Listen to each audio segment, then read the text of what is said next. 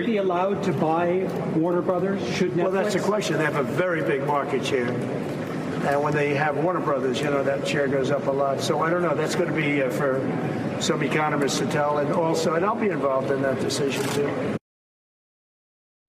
So what's interesting about this is it comes off the heels this morning, Jack, of another Paramount property. CBS got into President Trump's ire, into his crosshairs, and it may have been a Truth Social. It may have been a Truth Social, yeah. And he was basically he's saying, Paramount's not much better. CBS isn't much better. Look, they still got the 60 Minutes on. They're terrible. I want an apology from Leslie Stahl.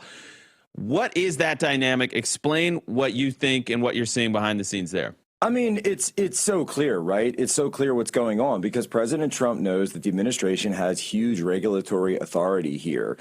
This is something where now, obviously, the obvious antitrust problem is if Netflix buys HBO Max, right? So these are two of the biggest streamers, and one of the biggest streamers buys the other streamer. It would be like Coke buying Pepsi. And so this would create a monopoly problem. And Netflix is trying to explain this away. They're saying, no, you should consider us against all content out there. I mean, look at TikTok, look at, Rumble. They're trying to say that Netflix is comparable to that. And it's just obviously not true. It's just obviously not true. So it's huge antitrust problem there, which President Trump, of course, responded to on the floor of the Kennedy Center. He's on that step and repeat asking that question. But here's what's interesting is that he comes out this morning popping Paramount saying like, hey guys, no free ride for you either, because I'm going to be watching you guys like a hawk. Because I have to look at the timing, but I'm sure that he probably heard that Paramount's hostile deal was coming in. And it also just broke that there was a secret meeting where the head of Netflix actually went over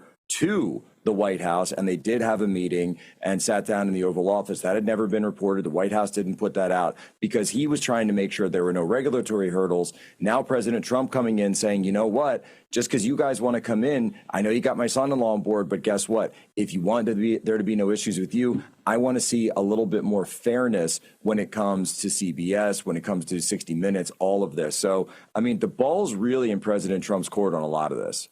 It's interesting. You're watching the art of the deal play out here, where he's applying pressure to both parties, and so they're essentially both in a position where they need to suck up to President Trump, which is which is probably just where the president wants it. And I mean, these are huge stakes. If people are not understanding why we're talking about this deal here on this show, on the Charlie Kirk Show, we have to also understand that there's so many of these cultural touch points, these cultural, seeds for either wokeness or a return to common sense that are planted at this level with these long form shows that have become so popular. What kind of ideologies are getting spread and implanted in the narratives, and then they filter out into our politics.